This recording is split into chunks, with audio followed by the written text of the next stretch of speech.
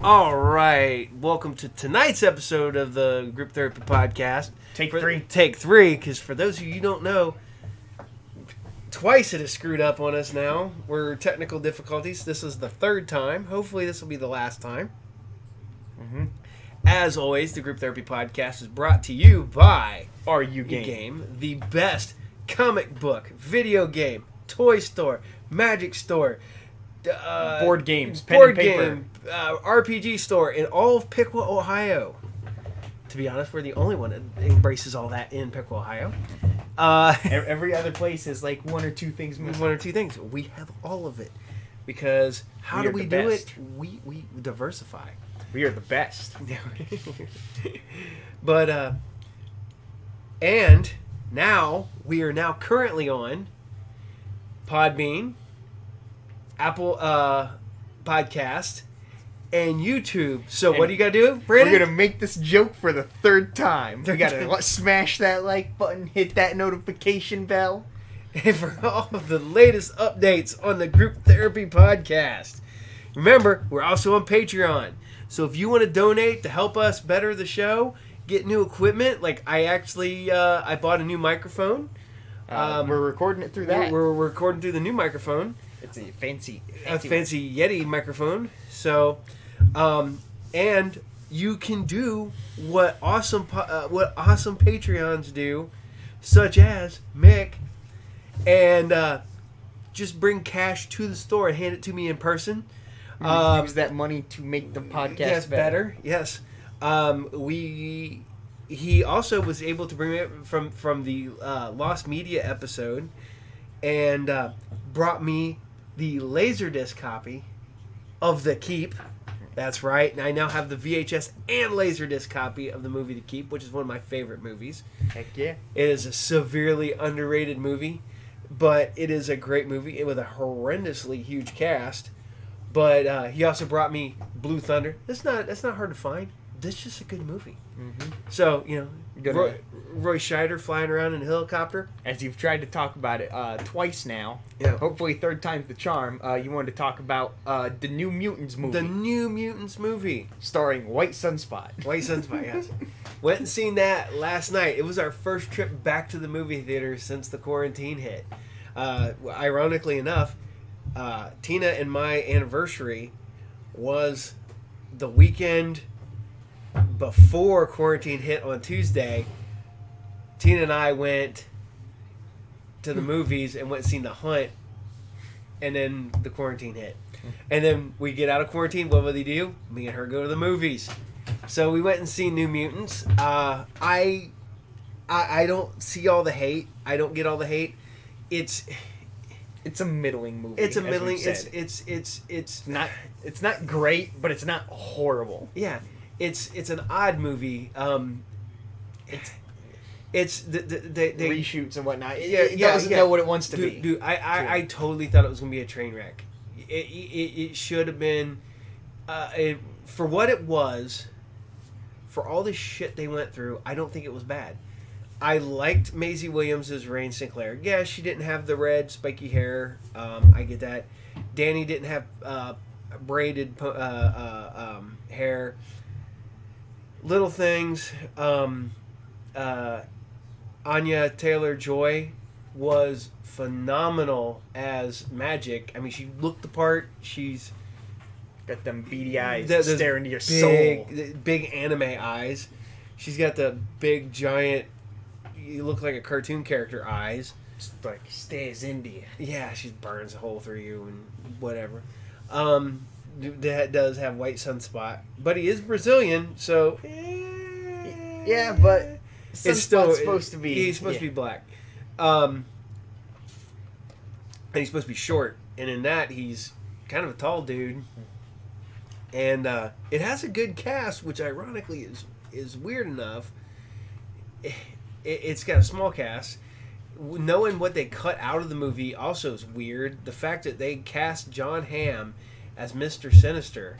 We should have gotten Mr. Sinister. And just the name alone tells you that he should have been in this movie. And the fact is that they cut off his scenes, which is just weird to me. He's that you entirely cut out of the movie. Cut completely out of the movie. There is no Mr. Sinister. No Mr. Sinister. And supposedly there was supposed to be a Colossus in this movie, and he's cut completely from the movie.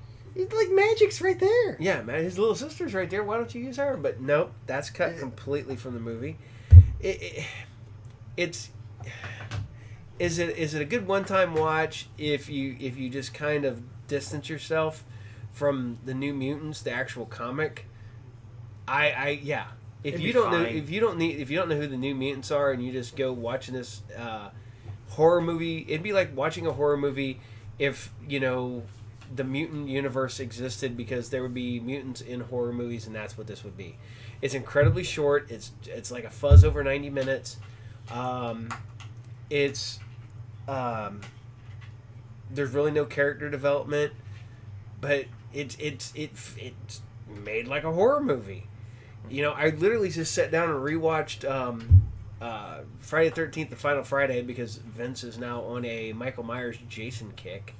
Weird. He's like, that's Jason. Yeah, he likes the Jason movies. To be fair, Jason's just like a big goofball. Yeah. Like, sure, he kills teenagers, but like the teenagers are like so one-dimensional and like so fodder that Jason himself ends up becoming the main character. That's what I'm saying. That's what this movie was. It was a horror movie. The characters were one-dimensional, like they would be in a horror movie. It was a horror movie set in the Fox X-Men universe. I don't look at it as a X-Men movie. I don't look at it as anything like that. It is a horror movie based in the... What also is funny is that Sacha Baron Cohen was cast as Warlock. And he's just not in the movie? No, they never... They realized that Warlock was going to be too hard to put into the movie, and that he was going to basically be in the second movie that they just we're never going to get. There's no post-credit scenes, so don't stay for that. I enjoyed it for a decent one-time watch. It's not. I don't think it's as horrible as everybody making it out to be, but not great. It's not great. But what was fun, we just watched a little bit ago, a couple hours ago now, Bill and Ted Face the Music. I was upstairs playing video games. I have waited 30 years almost for this movie. The rumors about the script have been floating around for years. Dude, I remember reading a synopsis for the script back in like 2000. And it was... you've been talking about the movie for a while. It was going to be Bill and Ted are still trying to figure out why they never wrote the song that unites the world. And this one's good. It's sad that you get a little snippet of Rufus is back. Since George Carlin passed away, we knew he wasn't going to be in it, but they did try to give credit to him. Mm-hmm. It felt like Bill, Alex Winter and Keanu Reeves, knowing that those two are friends, they just fell right back into the characters. And it was great. It was funny. It was enjoyable. It was kind of moving. It was kind of one of the movies with the... With heart. With heart, yeah. It had heart. I enjoyed it. I didn't go to the movie theater to go see that. The only place you enjoyed that in the comfort of your own home. I watched it in the comfort of my own home on my big screen TV. I enjoyed it. It was a fun movie. I'm a Bill and Ted fan. I've been a Bill and Ted fan since I went and seen Bill and Ted's Bogus Journey. Not Bogus Journey. Most Excellent... what? Rewind. English is your first language. Yeah, English is my first language. Bill and Ted's Excellent Adventure in like 88 when I was like 14. And... movie about like these two goofball metalheads. I fell in love with that whole world, and then when they brought Bogus Journey, and people were like, "Oh, that's weird." I'm like, it's fun because it's weird. And I watched the live action and the cartoon TV series from back in the day. Like, the cartoon series has like one of the greatest lines ever put to fiction. Is where it's like, "Hey, what color is an orange?" Ted, you dolt. It's just like he says something like, it's named after what color it is, just like a lemon. I was watching something the other day and they go, well, what came first, the fruit or the color? But no, Bill and Ted's a fun watch. Go watch it. We got it on Apple, and we just went ahead and just bought it, and it's now ours. I will watch it again and again. It does have a post-credit scene, so stay through to the very, very end. It is an enjoyable watch. I wish I could have saw it in the theaters, but you know what? It is what it is. Weather permitting, we live in Ohio, and the weather's been shit all day. So I did not really want to go to the drive-in. Correction. It's been on and off shit. It's been because in Ohio, if you don't like the weather, just like wait a couple minutes. Oh, and on a sad note, I just found out right before we went to record this podcast, Black Panther died. Chadwick Boseman just passed away. What? Yeah, he just passed away of colon cancer. I guess he'd been fighting it for 4 years, and it's official. 2020 can eat a dick. I'm sorry. Bullet Bob Armstrong died from back in wrestling. If anybody knows me, knows I'm a wrestling fan, and that sucked. People just 2020 can just stop taking people at any time now, and I'd be totally fine with that. And it sucks is that I like Chadwick Boseman. I love it. Somebody goes, man, he goes, the blackest man, you got the whitest name, Chadwick Boseman. Sounds like an upper class British boy. But yeah. Oh, I know who else passed away. Joe Ruby, the co-creator of Scooby-Doo. Yeah, you talked about that during take one. Take one of the podcast. Which is your Scooby-Doo reference. My Scooby-Doo reference. There will be another Scooby-Doo reference that will probably come later. I usually give one per show. Today will be two, only because the creator of Scooby-Doo and Dynamite, Ruby Spears, also brought us Thundar the Barbarian. Brought us the one cool Superman cartoon. Ruby Spears put a lot of cartoons out in the 60s, 70s, and 80s. Even into the 90s a bit, because they did the Mega Man cartoon was like real late 80s, early 90s, because the NES was like a kind of like a later 80s kind of thing, kind of mid to late 80s. So I am as we've already showed, is I am a huge Saturday morning cartoon nerd. I love my Saturday morning cartoons. I love my comic books, my Saturday morning cartoons, and fun stuff like that. It's like, somebody asked me at one time, like, are you ever going to grow up? I'm like, I pay my bills, I take care of my family. So what? I like to watch cartoons and read comic books. I collect toys too. And Dad, if anyone ever tells you that you need to grow up, just be like, I know people that are like about my age that don't pay bills. I know people that are my age that will never. I know people my age that I don't think have worked a full week at a job since they've been able to work.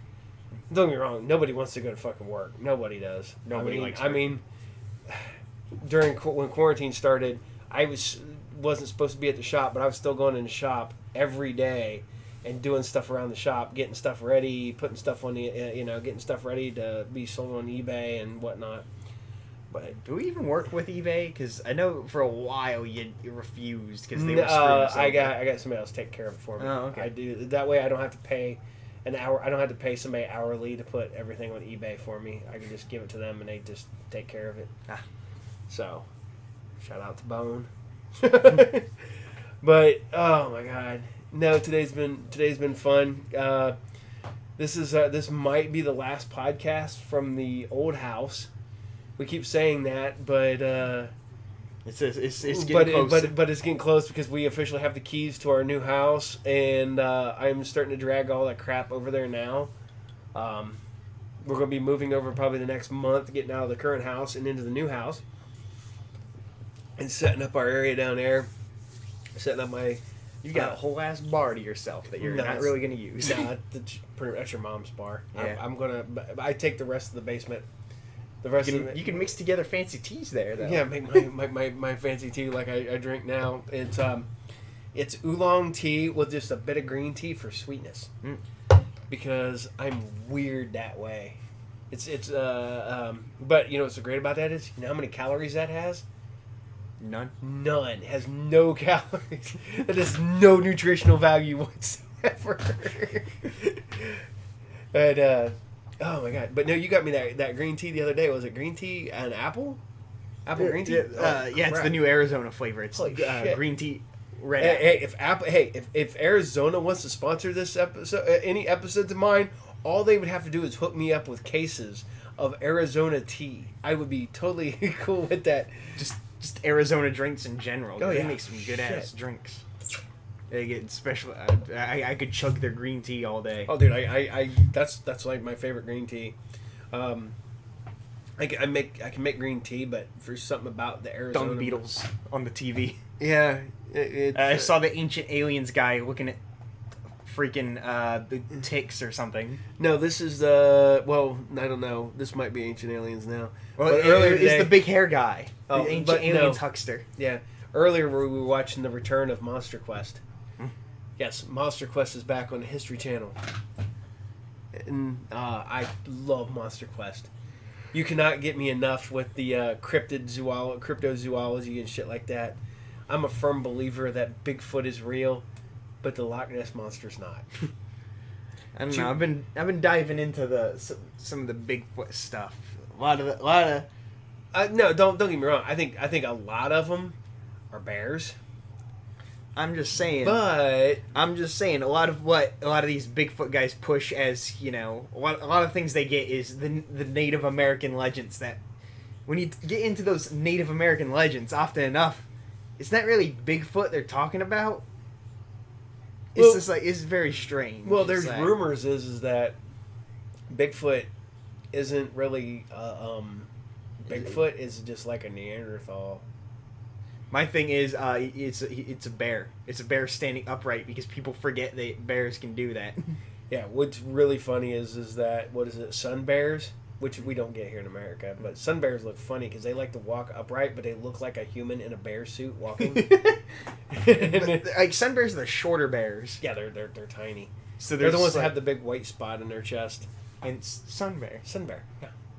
But yeah, you forget that, you know, a lot of these people don't realize bears can stand upright. I do think they're legitimately seeing things out in the woods because they believe wholeheartedly that they saw a Bigfoot out there, but they didn't see a Bigfoot. They saw a bear. They saw a bear walking. I'm going to go out on a limb that there are people out there who think they see bears, but actually see Bigfoot, and then there's people who see Bigfoot and actually see bear. You see, the greatest theory revolving around Bigfoot is that he's blurry. He's As the great Mitch Hedberg once said, we got an out-of-focus monster running around the woods. Mitch Hedberg, oh my god, one of the best ever. Miss him. But yeah, it's an out-of-focus creature out there running around the woods. This one's for you, Morph. Oh my god. No, I was sitting there. I watched a lot of documentaries on cryptozoology and ironically enough, my two big things are, I love watching documentaries on stupid shit, like, you know, your cryptozoology.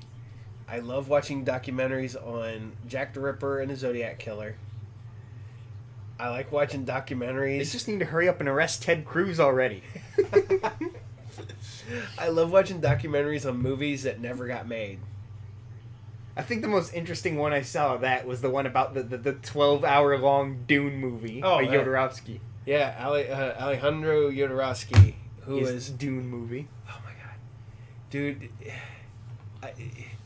It sounds so interesting, but it would have been like insane. Oh yeah, it ended up getting made technically into Meta Barons, his book that he did for Humanoid Press over in Europe. It's a pretty good comic book, but Jodorowsky's awesomely weird, and the fact that he's like 90-some years old and still directing movies and getting out there and like getting his hands dirty and he ain't the kind of guy to just sit back and just let everyone else do the work. No, he's gotta. Well, the fact that he wants to go back and do El Topo. He's doing a line of book called Son of El Topo, which I'm like, yeah, there's no way he could do that because he's the main character, but he's still working. But I love the documentaries on movies that never got made. I want to see the one on Superman Lives, which I've seen different little bits of it, but I'm going to see that. There's just weird stuff, especially movies that like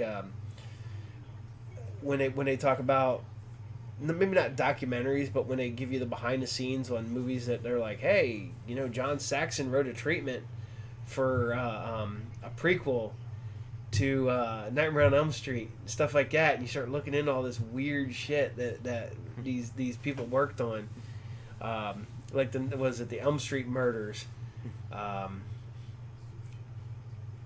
Oh man, what was some of the other ones that were real close to getting made? Freaking Halloween versus Hellraiser, and it was going to be written by Clive Barker, directed by John Carpenter. You couldn't get any better than that. But they were like, how are we even going to do this? Michael Myers is just a guy. Yeah, and he's going to fight hell beings? What the fuck? Okay, whatever.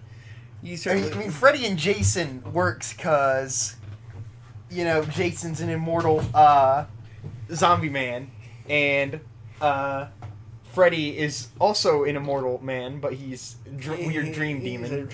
He's a dreaming. Unless you diving into New Nightmare, where it's like it was some sort of god, nightmare god. Freaking the New Nightmare is awesome. Well, it's like the weird meta movie about like the about it being real, and it's just like the strange fact and that they did that back then when really being meta in a horror movie was not hip. Yeah, that was great. Before Cabin in the Woods, before all the Jason parodies. Oh yeah, when you had Wes Craven playing Wes Craven, you had Robert Englund being both Freddy and Robert Englund. You had Heather Langenkamp being Nancy and Heather Langenkamp. It was enjoyable, and the fact that they came really close to having Johnny Depp in that movie too was even weirder. But holy shit, we're 23 minutes into this, and we ain't even started on the topic that we were going to talk about today. But I think that now, since this has been weird, we're going to get into this topic a little bit. We have figured out that the reason that everybody is big into like Lovecraft and Cthulhu and stuff like that is because we live in the world of Lovecraft. Everything is insanity and craziness. We're all going to be mad by the year's end because someone's going to summon a chaos god by the time this year is over. At the rate we're going. The worst part about it is Cthulhu is like minor league compared to the other ones. Things that one of the things that got me about the Elder Gods is that often enough there's some of them that just don't even aren't even aware of humans, and the problem is that their mere presence just causes humans to die. Oh yeah, because they can't comprehend what these things. Well, what I think is funny, because I was watching documentaries on stupid shit. I was rewatching Fear of the Unknown, the Lovecraft documentary. I was watching some other Lovecraft documentaries, and it's weird because a lot of the mythos that we know now and some of the characters we know now were not originally Lovecraft's. Those were his writing. The people who took the mythos and continued with him, like August Derleth and stuff like that. Not just that, but like even at the time when he was, even when he was still alive, he was still. The mythos was always a group effort. It was never just Lovecraft. Oh yeah, the fact that Conan technically exists. Not even technically. He exists in some Lovecraft like mythos beasts appear in Conan stories. And man, you start getting into these guys back then, and the fact that they were able to, stuff you could not do. You could not get like I don't think a bunch of like big name authors can go, hey, we're just going to write about one universe. Let's just go with that, because I think egos would get in the way. Mm-hmm. Yeah, but these guys were all just like really good friends, pen pals. And some of them were the people that Lovecraft was kind of prejudiced against, and he had no idea. Oh, he knew. He just didn't tell them. Like, he kept that shit hidden. Well, so, you're reading into it. Some of them he didn't know. Some of them he was like, wait, what? And we're going to go, is Lovecraft racist? Yes! Lovecraft was racist. Brought to you by two white guys. We now have the new segment. Is it racist? And today's is and I wouldn't say he was severely xenophobic, and I think extreme degree, even for the time. Yeah, and I think the problem is that he was deathly afraid of everything. And I think being raised on sweets and being raised by your crazy aunt, and your crazy mom crazy everyone, your whole family's crazy. Well, the fact is that if you look into it, their family was inbred. The Whipples, his grandfather, that gene pool was not very deep. They wanted to keep that money into family. Yo, yeah. You want to talk about the Innsmouth look? There you go. I was gonna say though, like Joe was talking about it with me, but everybody talks about how a lot of Lovecraft's fears and and phobias and whatnot manifested themselves through his work, and a lot of people think that, and namely Joe was talking about how his fear of like being like his parents, like his family, manifested through the Innsmouth sickness. Yeah, because the main character is the horror of is that the twist that he was he had the Innsmouth sickness the whole time. Yeah, and it is by going to Innsmouth, he's essentially activated it and is now doomed. Okay, here we go. The Cthulhu mythos was coined by writer August Derleth to describe the shared elements of the character setting and themes of the works of Lovecraft and associated writers. Some of the people that worked in the Lovecraft circle were Clark Ashton Smith, Robert E. Howard, Robert Bloch of Psycho fame, Frank Belknap Long, Does that Henry mean Psycho is in the Lovecraft universe? There's a man who became his mom. Maybe. But that'll be our new thing. Is it Lovecraft? Is it Cthulhu mythos? You gotta try to figure out if it's Cthulhu mythos or not. I love the fact that a lot of people will. I'm not going to justify why he was the way he was, because he was a racist. There's just no doubts about it. He was. It was, but yet again, product of his time. I'm not gonna. But like I said, even for the time, he was like uber xenophobic. Oh yeah, super xenophobic. But the thing is, I think the importance is to, and I brought this up in take one. Yeah, we're kind of like going through a lot of the same points we did in the. But my thing is that you're allowed to enjoy these stories. You're allowed to. But it's important to know who Lovecraft was and how his phobias influenced his stories. Yeah, because, I mean, And it's important to know that. It's also important to know that, like, even if you can't get past, like, Lovecraft's, like, even if you can't get past the flaws in Lovecraft's character, it's still important to know that it's not just him.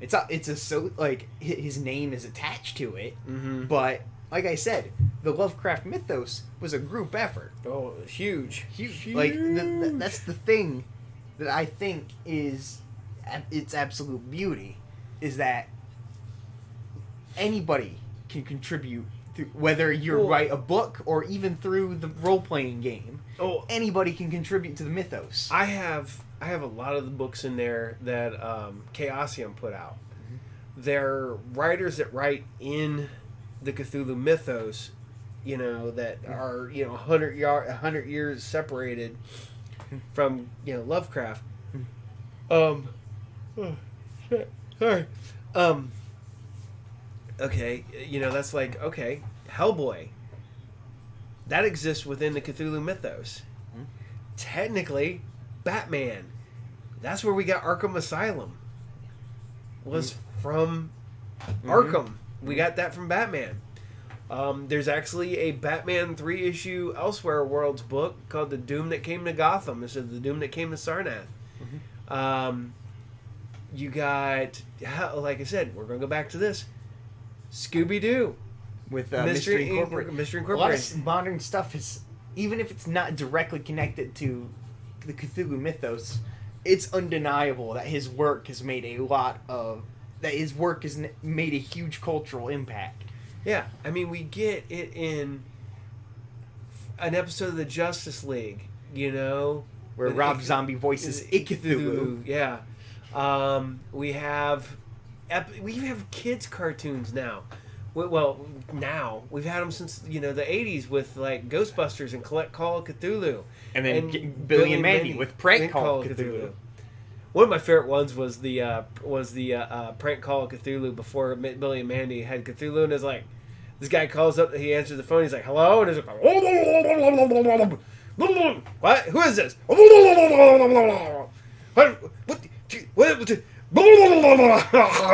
Click, and it's like the Crank Call of Cthulhu. Oh, and if anybody ever watch it, there's a great horror comedy movie called The Call Girl of Cthulhu, and that's fun. And the worst part about it is I collect Lovecraft movies. Any movie that embraces the Lovecraft, like I have Dagon, I have Cool Air, I've got Die Monster Die, which is The Color Out of Space. And then I got The Color Out of Space with the greatest actor of any generation. That's right, Nicolas Cage. Nicolas Cage. So I'm a cat. But oh my god, I have honestly, Nicolas Cage can be pretty good in some movies if he's given, like, if the director works with his natural campiness. If the director works with his campiness and gives him a good character to play, he can be good. Dude, I love Nick Cage. There's a movie that, like, I can't remember the name of it, but he thinks he's a vampire in it, and he thinks he's like dating a vampire, but it's all like, was it Vampire Kiss? Yeah, and he's like, he's playing a crazy person in that, and the entire movie is about him being a horrible person who's also crazy. You know what's the best part about it is? Me and your mom went to New Orleans, and you know where we went? You went to that place? We went to Nicolas Cage's tomb.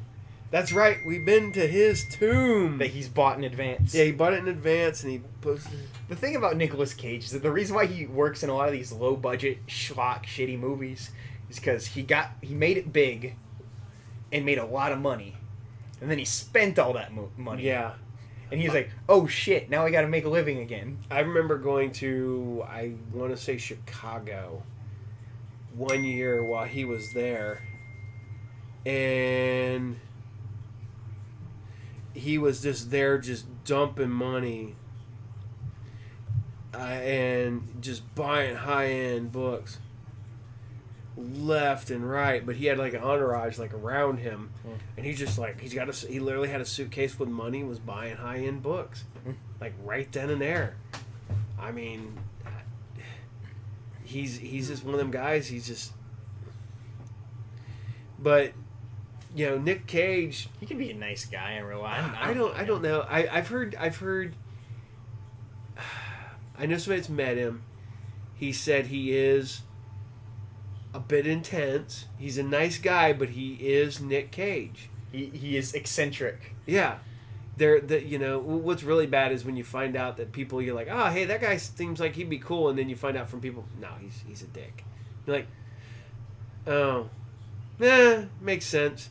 It's like kind of like Seth Green. Yeah, Seth Green was a nerd, and then he got famous, and he's still a nerd, but now he has an ego. Yeah, I you know what?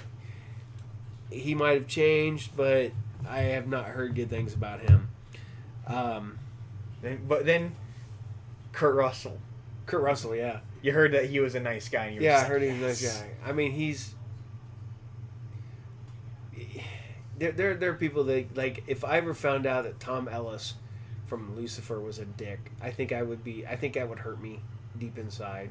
Just like, oh, damn. Yeah, that sucks, you know? That would be like finding out that almost forgot. Today's Jack Kirby Day. Jack Kirby Day, Jack Kirby birthday. Remember, as the great Jack Kirby once said, politics used to be simple. You found out if a guy liked Hitler. If you liked Hitler, you beat him. Yeah, punched him in the face.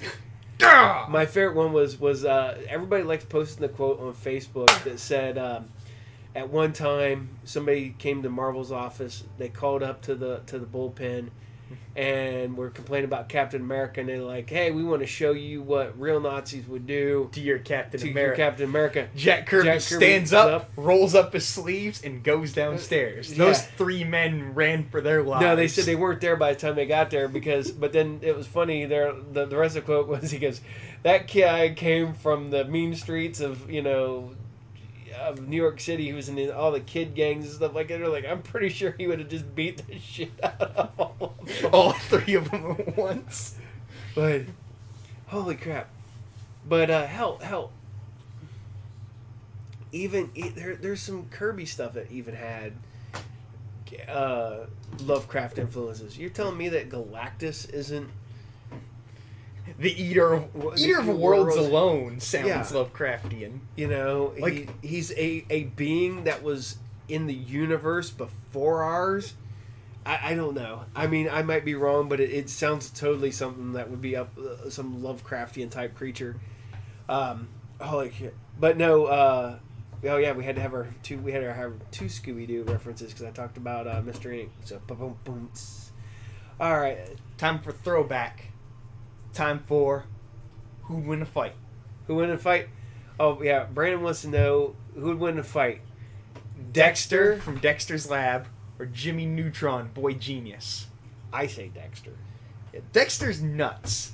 Oh, yeah. He's a little boy, but he's crazy. He's crazy. But you got to remember, even without Dee Dee's influence, a lot of his stuff still backfired on him. Yeah, but he made Monkey. Hmm? And Monkey is one of the most powerful beings in the Dexter universe. Dial M for Monkey.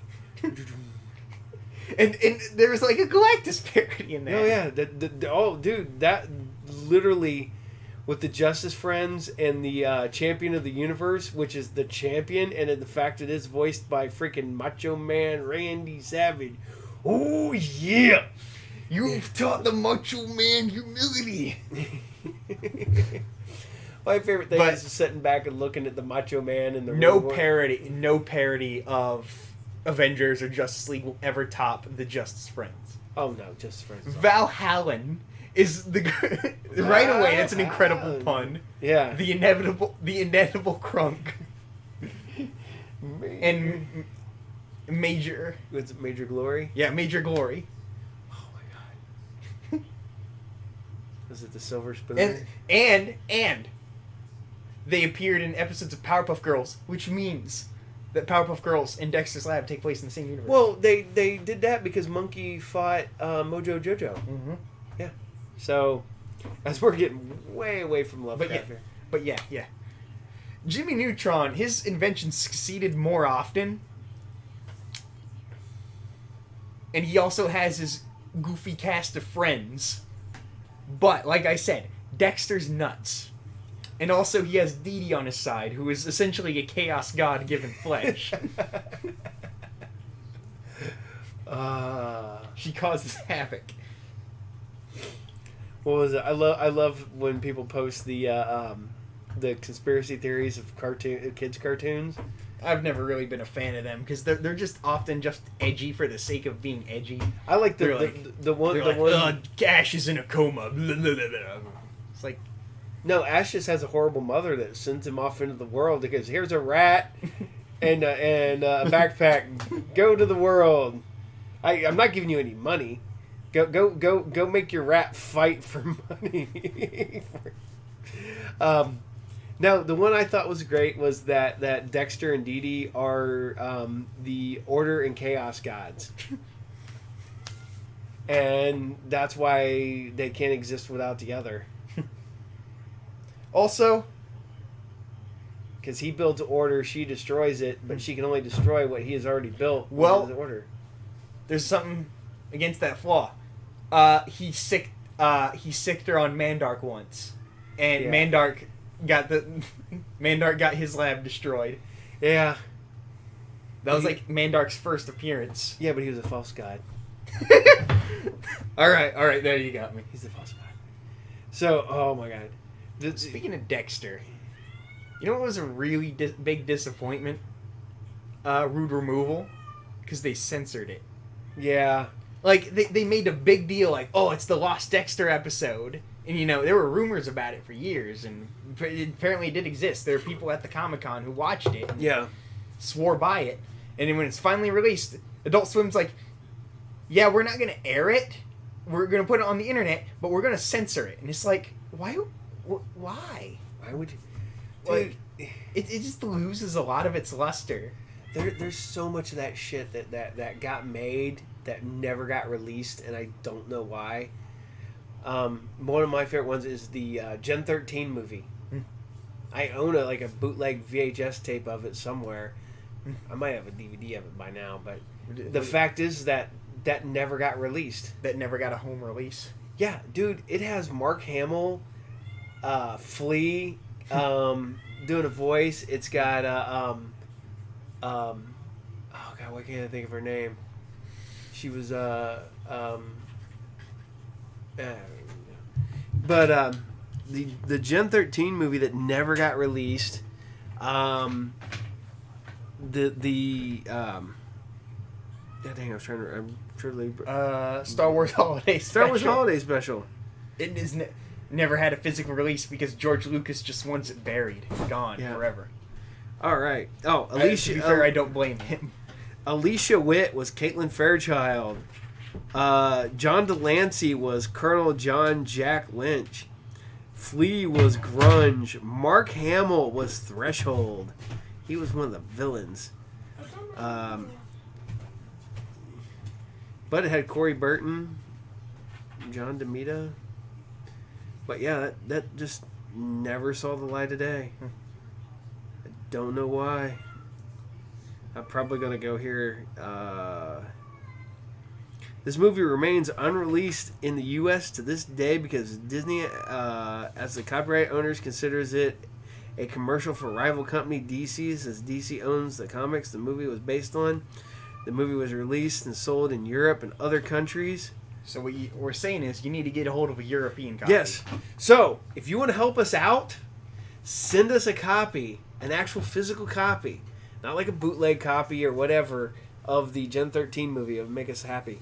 So... What you're saying, so we can watch it, review it, and make a podcast about it. Yes, we can watch it, review it, and podcast it. Well, what was also funny is... or we can have a commentary track, like riff track style. We, when I've done conventions and stuff for a long time now. And over the years, sometimes we get to see movies and pilot TV shows before the rest Anybody of else. everybody does it. Sometimes those pilot TV shows, sometimes those pilots fail and don't get made into TV shows. Well, one of the ones that I think was great was I got to see the original pilot for Lois and Clark, and it was funny because when I got to see it, the special effects weren't done yet, so all the special effects looked horrible. I saw that was it summer '93, I think. I may be wrong. It was a long time ago. But then we went and seen. I got to see Smallville, the pilot for Smallville. That had a completely different mom. Yeah, it did not have. Oh, excuse me. I love diving into like. I've talked about this in a previous podcast, but I love diving into like beta, demo versions of stuff, whatever, stuff like Yeah, '93. Like you said, finding like pilots where stuff's off. Oh yeah. Well, what's funny is like the pilot episode to Buffy the Vampire Slayer had a completely different Willow. There's a lot of that stuff that does not exist, which I used to love back in the day because people traded those left and right back when I did a lot more conventions. Nowadays they're cracking down on a No, lot of that piracy. they don't want you to do the piracy and stuff like that. But even if it's stuff that no one makes money off of. Well, there was a VHS tape rolling around for the longest time, and it was pilots for all these different shows that just never got picked up, like the Mandrake the Magician pilot. I want to say an Archie pilot, and then you get the stuff that was supposed to be a pilot that ends up just being a made-for-TV movie, and that's as far as it ever goes. Like the original Doctor Strange movie, which ended up being a pilot that got made-for-TV movie. It ended up just being a pilot that never got made. You got the Generation X made-for-TV movie that was supposed to be the pilot for a TV show, never got made. The movie came out, yet again, never got a physical release, though. The Nick Fury movie with starring David Hasselhoff. The Hoffman. The Hoffman cometh. Who you don't hassle. Yeah. Well, and the worst part about it, that one's not bad. But it was supposed to be the pilot for a TV series and it never got picked up. Then you had the excuse me, the episodes of Trial of the Incredible Hulk, which was a backdoor pilot for a Daredevil TV series, and then you had the Incredible Hulk Returns, which is backdoor pilot for Thor. Oh yeah, and we were supposed to get the Death of the Hulk. We were supposed to introduce She-Hulk, which we were supposed to get a She-Hulk pilot, and as far as that ever went was test for the costume and everything, and it was Brigitte Nielsen in her prime, when she was still hot, but she was going to be She-Hulk. Those exist out there. There's just a lot of stuff. Well, the other day somebody didn't believe me, but I found the pictures and I posted them of the pilot. Not the pilot. It never went very far. It only got to like costume test of the pre-production photos. Pre-production of Daredevil from the 70s when it was I can't remember who was going to be Daredevil, but David Bowie's wife was going to be Black Widow, and David Bowie was going to be like one of the executive producers or something on it, which is just insane to think about. And the fact that we were supposed to get a Dazzler movie, and that got way into the fact that was going to have Bo Derek as Dazzler. Casablanca Records was going to put out an album for it. It got way into production. And then it just abruptly killed. Yeah, because Disco was dead by the time it was coming out. But we still get Dazzler, damn it. We got Dazzler. As I just finished off the last of my drink, we get Dazzler in the last X-Men movie. But, oh man. You things that we get, the pilots and whatnot, and the movies that and if anybody's got a good copy, or if they actually have I think Europe got actual copies of some of this stuff. If you want to help us out, hook us up. heck, if it has no physical release, bootleg copy would be fine. Yeah. Like I said, this stuff, it's cool that we got to preserve this stuff. I gotta go through my VHS tapes because I believe I still have the Generation X movie that I recorded off of TV.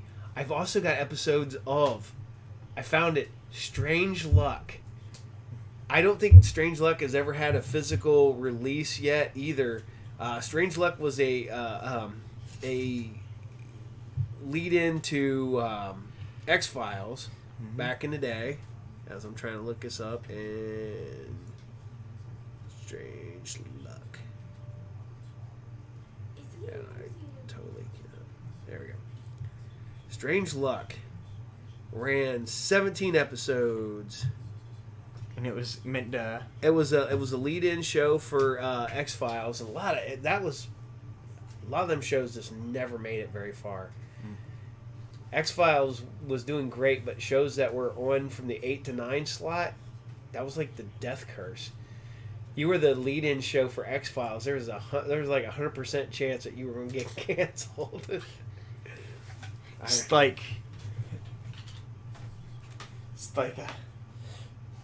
oh boy, we got picked up. What's our time slot? Oh. No. Yep.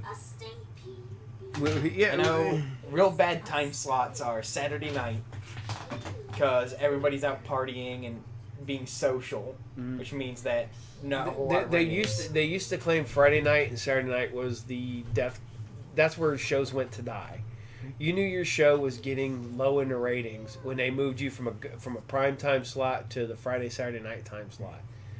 That was your death curse. Although a lot of my favorite shows were on Fridays and Saturday nights. Shit, I grew up on...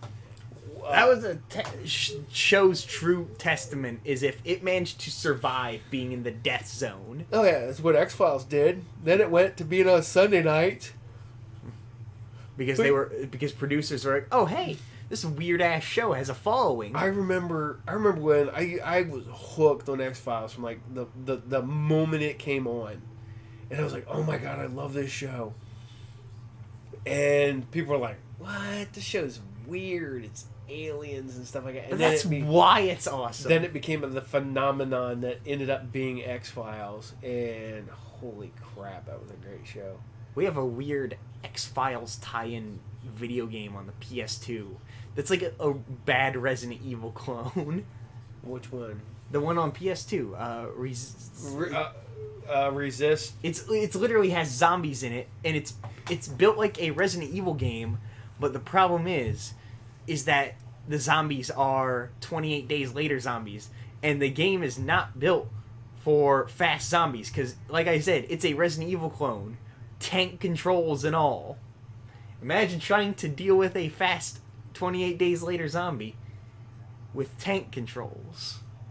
Oh yeah. Well, I was thinking that was the... Sure, Resident Evil 1 had, like, the faster monsters, but it gave you, like, some time to practice with the controls, and they're still avoidable. Not X-Files. No, not there was a X-Files. I got the games because I think there was one on PC, but it was a point-and-click game. It was more of a mystery kind of game. Yeah, you solve mysteries. But you could totally do like a modern like X-Files game that's like a... Oh, thinking of X-Files, it just got picked up for an animated comedy series. Spin-off, specifically a spin-off, and it's like, I really hope I don't have a whole lot of high hopes for it because animated comedy spin-off. A skunk. Pew. Okay. What Vince, skunk? I don't smell anything, Vince. Go. If you funny. farted, go. I want to watch TV. You can watch TV. Nothing like dealing with Vince at midnight. So go lay down, bud. Go to sleep. I need to be going to sleep soon. Well, we're gonna run this. We'll go about an hour. Yeah. But no, we're still gonna put that out there. We're gonna put that out there probably till this show ends, or we find something else to go in. If you do have any old VHS tapes that you've recorded TV shows off of, Saturday morning cartoons, whatever, send them Forgotten to us. TV movies. We will. Send us. If you've got European releases of some of this stuff, send it to us. Then we'll just have to use the Patreon money to buy a stuff multi-regional DVD player so we can play this stuff so we can review it. And I get some of this stuff's on YouTube, but man, some of this stuff is such bad quality, it's ridiculous. We need. Plus, like I said, there's also stuff that's not on YouTube, and you got to watch it because YouTube will take that stuff down because the copyright bots are. Oh yeah, they're out there. They are out there. What I think is funny is some of the stuff that I thought they would pull is still out there. It's pretty loud, Vince. Turn it down. Turn it down. Yeah, because we don't want to get in trouble for people being able to hear PBS Kids playing it. He's fine. He's turning it down. But you didn't turn it down though. We'll get the bots to shut us down. All right, but shit. Okay, we talked about Lovecraft. We talked about reviewed a couple movies. I need to review a comic book. I just read one of the best comics I've read in a while, The Three Jokers. For those not aware, a few years ago, Batman sat in the Mobius chair, and he was gaining all knowledge in the universe, and he asked the chair, Vince, don't turn it up. Who was the Joker? And the Joker said the chair said there was three of them. You finally find all three of them. They decide to actually attack all at the exact same time. It's got Triple Joker. The Bat team that's chasing them down are Batman, Batgirl, and Red Hood. The three people that have been affected the most by the Joker or the Jokers. Issue 1 just dropped this week. It has been a pretty good book. I hope I'm going to see where it's going. It's from the Black Label stuff, so it's a lot more mature than the regular stuff. So is each Joker representative of a different era of Joker? Yeah. Like the one Joker is the basically the one who keeps making the smiling fish. Except for he goes to the aquarium and there's a big ass smiling shark. He poisoned one of the sharks.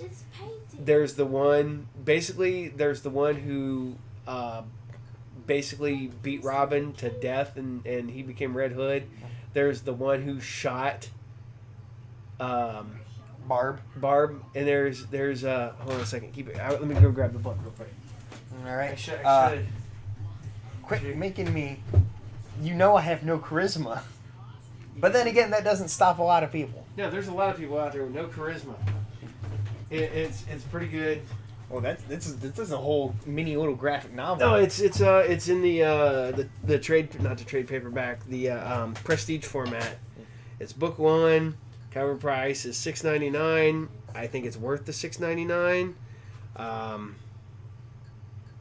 It's got multiple covers. I have the 3 Joker covers. You got and then I have the Joker with the crowbar. Jeff Johns is writing it. Jason Fabok, how you want to pronounce his name, is the artist on it, and the art is phenomenal. It has the beginning of it. Batman's showing that you see Batman where he's all scarred up and how he got all his scars. I wonder how I got these scars. Yeah, and here you go. You got the. Don't spoil the comic for people. There you go. There it is. There they are. There's the 3 of them. Yeah, you say it to a microphone with no audio. Yeah, because you can't see the picture, but there they are. There's the 3 of them. But I am happy with it so far. Again, I said it's only 1 issue out of a 3. It has a shit ton of covers. I'm digging the special edition covers where you had to order X amount of copies to get the one cover. But they got the fishbowl one, the Red Hood one, and the one where the Joker's removing makeup. I am going to push the shit out of this book because this is just a really good comic. So if you get a chance, go out there, buy Batman 3 Jokers. You will not be disappointed. And like I said, the artwork is phenomenal. I'm looking at it right now. It's That's got a looking Bolton good. feel to it, and it's super. There it is. Joker Shark. Joker Shark. They even bring back freaking Gaggy, the freaking Joker's little midget, deformed midget minion, and it's a good book. You need to go try to find it and enjoy it. All right, Well, we're gonna up to an hour, and I better be going to bed because I got to work tomorrow morning. and I gotta get up and pack up the vehicle and drop off more stuff at the house and go to the shop. I'm going to go to bed right now. So this is Brandon. Good night, everybody. Yours is Paul signing out, and remember what we gotta do. Kill Whitey. Wait, we are Whitey. Oh no! Remember, follow us on Facebook, Twitter, Podbean, Apple Podcasts, YouTube. Like and subscribe. Hit the bell. Hit the bell. Go to our Patreon. Or just come into the shop and hand me money. All right. Because I do enjoy that. So we are going to bid you all a good night. And this is Paul. This is Brandon. Good Good night. night.